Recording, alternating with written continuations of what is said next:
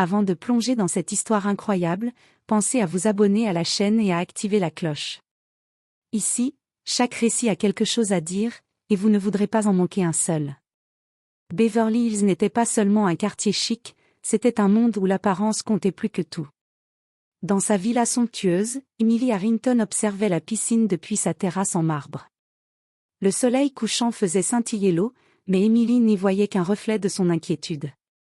Son fils Nathan, 7 ans, était assis près de la fenêtre de son salon, les yeux fixés sur un livre coloré. Il ne parlait pas. Il n'avait jamais parlé, pas depuis qu'il avait été diagnostiqué autiste à 3 ans. Chaque mot non prononcé pesait sur le cœur d'Emily comme une pierre. Elle avait dépensé des milliers de dollars pour les meilleurs thérapeutes, pour des écoles privées, pour des programmes de communication, mais rien n'avait réussi à franchir la barrière invisible entre son fils et le monde. Emily inspira profondément. Elle avait toujours cru que l'argent pouvait tout acheter. Mais ici, devant le silence obstiné de Nathan, elle sentait son impuissance. Sa réussite sociale, sa réputation, sa fortune, tout cela semblait dérisoire face à cette barrière silencieuse. Ce soir-là, décidée à marcher un peu pour calmer son esprit, elle se rendit dans le parc voisin. Les enfants couraient, les parents discutaient. Et là, sur un banc ombragé, elle vit quelque chose d'incroyable. Un jeune homme noir, vêtu simplement mais avec une présence calme et assurée, parlait doucement à un petit garçon qui ressemblait à Nathan par sa timidité et son retrait. Mais ce qui attira Emily, c'était le miracle en action. Le garçon fit un son clair, un mot distinct. Le jeune homme sourit et répondit avec patience et tendresse, et le garçon répéta, plus fort cette fois. Emily sentit un choc traverser son corps. Elle ne connaissait pas cet homme, et pourtant, ce qu'il venait de faire semblait défier toutes les méthodes coûteuses qu'elle avait essayées. Un mot. Un simple mot, et un monde entier venait de s'ouvrir. Elle resta là, immobile, observant chaque mouvement, chaque expression. Marcus Johnson, elle avait lu son nom sur un carnet à côté, semblait posséder un pouvoir que l'argent ne pouvait acheter, la capacité de comprendre, de toucher et de communiquer avec ce que les autres considéraient comme inaccessible. À cet instant précis, Emily sut que sa vie allait changer. Elle savait que Nathan, son fils longtemps enfermé dans le silence, pourrait enfin parler. Et elle savait, instinctivement, que cet homme noir, humble et concentré, était la clé. Mais elle ignorait encore que ce qu'il allait enseigner à Nathan transformerait non seulement son fils, mais sa vision entière de la vie, de la richesse et de l'humanité. Le lendemain matin, Emily Harrington était nerveuse. Elle avait invité Marcus Johnson chez elle pour rencontrer Nathan. La villa, d'ordinaire silencieuse et impeccable, semblait soudain trop grande, trop vide. Emily s'efforçait de rester calme, mais son cœur battait à toute vitesse. Nathan était assis sur le tapis du salon, jouant avec des cubes colorés. Ses yeux bruns, d'ordinaire fuyants, s'illuminèrent légèrement quand il vit Marcus franchir la porte. Marcus sourit doucement, inclinant la tête en signe de salutation. « Bonjour, Nathan, je m'appelle Marcus », dit-il d'une voix calme et douce. Nathan ne répondit pas. Il serra un cube contre lui, comme pour se protéger. Emily sentit la tension dans la pièce, mais Marcus ne bougea pas. Il s'agenouilla à hauteur de Nathan, posant ses mains sur ses genoux pour ne pas l'intimider. « Tu aimes ces cubes ?» demanda Marcus en montrant le jouet que Nathan tenait. Nathan hocha légèrement la tête. Marcus sourit et commença à imiter les sons que Nathan émettait en jouant avec les cubes. Des sons incohérents au début, presque des murmures, puis un léger « ma » échappa à Nathan. Emily sentit un frisson parcourir sa colonne vertébrale. Elle avait attendu ce moment pendant des années, et pourtant, elle ne s'attendait pas à le vivre ainsi, devant un parfait inconnu.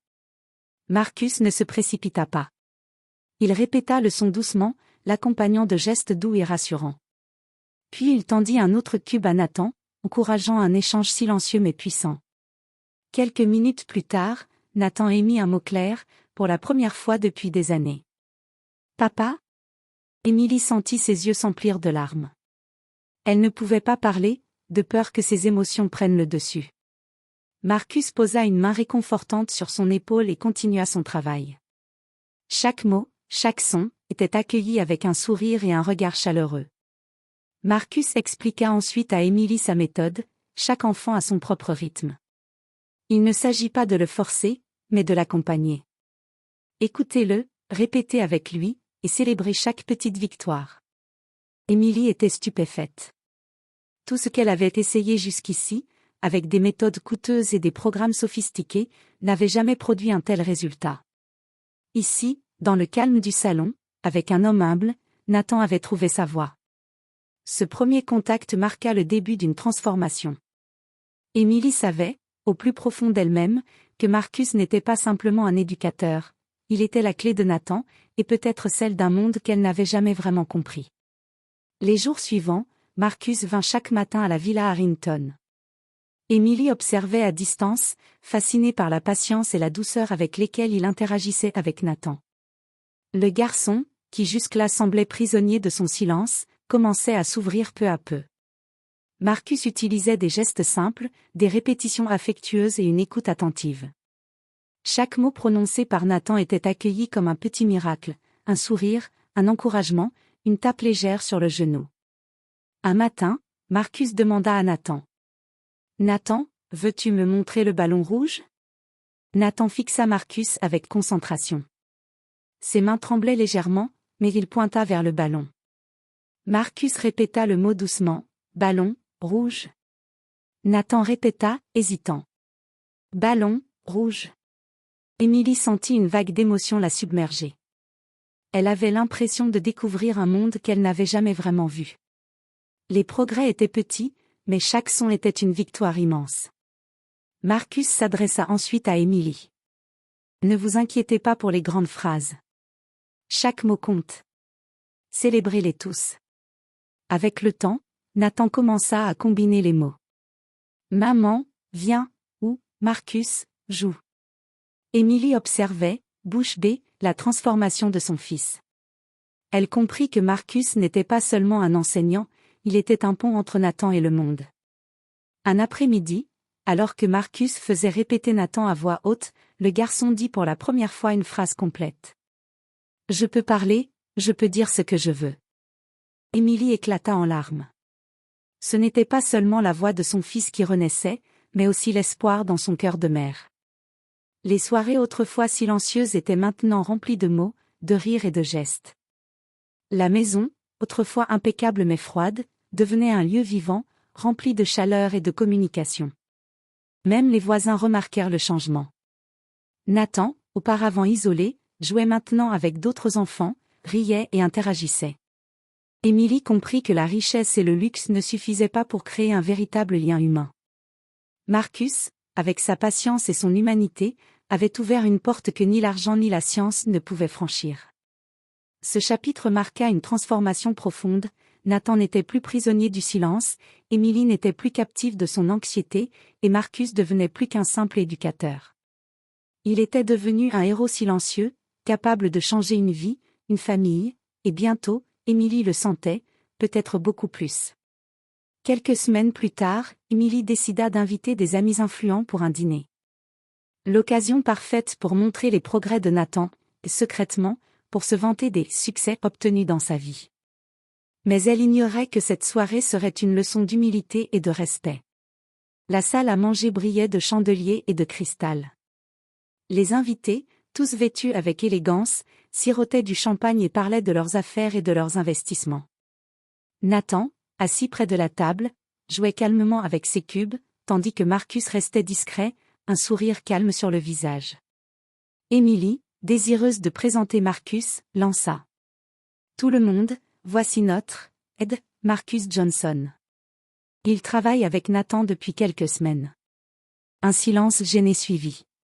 Certains invités échangèrent des regards condescendants. Pour eux, Marcus, jeune homme noir, simple et humble, semblait hors de son élément dans ce monde de richesse et de pouvoir. Marcus, imperturbable, s'agenouilla près de Nathan et dit doucement. « Nathan, veux-tu montrer à nos invités ce que tu sais dire ?» Nathan, d'abord hésitant, fixa Marcus. Puis, avec un courage qui fit taire toute la salle, il dit distinctement. « Marcus m'a appris à parler, et à montrer que je peux. » Le silence tomba. Les invités, qui avait sous-estimé Marcus, était figée. Émilie sentit une vague de honte et de respect se mêler dans son cœur. Elle réalisa que, malgré sa richesse et son statut, elle avait elle-même jugé Marcus avant de voir la vérité. Marcus se tourna vers les invités avec calme et dignité. Chaque enfant a un potentiel. Il suffit parfois de patience, de respect et d'écoute pour le découvrir. Ce n'est pas l'argent qui ouvre le cœur, mais la présence et l'attention. Les convives, touchés et surpris, commencèrent à applaudir timidement. Émilie, les larmes aux yeux, comprit que cette soirée n'était pas seulement un moment pour montrer les progrès de Nathan. C'était un moment pour reconnaître la valeur, le talent et l'humanité d'un homme qui avait fait ce que personne d'autre n'avait pu faire. Ce soir-là, Nathan devint non seulement un enfant capable de parler, mais un symbole, celui du dépassement des préjugés et de la puissance de la patience et de l'amour. Émilie savait que la vie de son fils ne serait plus jamais la même, et que Marcus, humble mais brillant, venait de changer leur monde pour toujours. Les semaines suivantes, la vie des Harrington changea radicalement. Nathan parlait, riait, posait des questions et interagissait avec le monde autour de lui comme jamais auparavant. Émilie observait son fils avec un mélange de fierté et d'émerveillement. Chaque mot qu'il prononçait était un miracle vivant, une victoire sur le silence qu'il avait retenu si longtemps. Marcus continuait ses sessions avec patience, célébrant chaque progrès de Nathan. Mais ce n'était plus seulement un travail, c'était devenu une mission, un lien profond avec la famille Harrington. Émilie commença à comprendre quelque chose qu'elle n'avait jamais su apprécier auparavant. La vraie richesse ne se mesurait pas en argent, mais en humanité, en amour et en patience. Un après-midi, Émilie s'agenouilla devant Marcus, les yeux remplis de gratitude. « Je ne sais pas comment te remercier. Nathan n'aurait jamais pu parler sans toi. » Marcus sourit humblement. « Vous avez fait le bon choix, Émilie. Vous avez cru en Nathan et vous m'avez fait confiance. Le reste, c'est lui. Chaque enfant a sa propre lumière, il suffit parfois d'un peu d'aide pour qu'elle brille. » Nathan, assis à côté, tendit ses petites mains vers Marcus et dit : « Merci, Marcus, tu es mon ami. » Émilie sentit un nœud se défaire dans sa poitrine. La maison, autrefois silencieuse et froide, était maintenant remplie de voix, de rires et de vie. Les dîners n'étaient plus des événements formels, mais des moments de partage et de joie. Peu à peu, Marcus devint une figure respectée dans le quartier. Les voisins, autrefois sceptiques, vinrent le voir pour demander conseil, fascinés par son approche humaine et efficace. Il montra que la couleur de peau, le statut social ou l'apparence n'étaient rien face à la compétence, à la patience et à la bonté d'un être humain. Émilie, regardant Nathan jouer avec ses amis dans le jardin, comprit enfin la leçon que Marcus lui avait donnée sans jamais la prononcer: le véritable pouvoir réside dans la capacité de changer des vies, même une seule, avec amour et respect. Ce qui avait commencé comme une simple rencontre dans un parc était devenu une révolution silencieuse. Nathan avait trouvé sa voie, Émilie avait trouvé l'humilité et Marcus avait prouvé que l'empathie et la patience pouvaient dépasser toutes les barrières.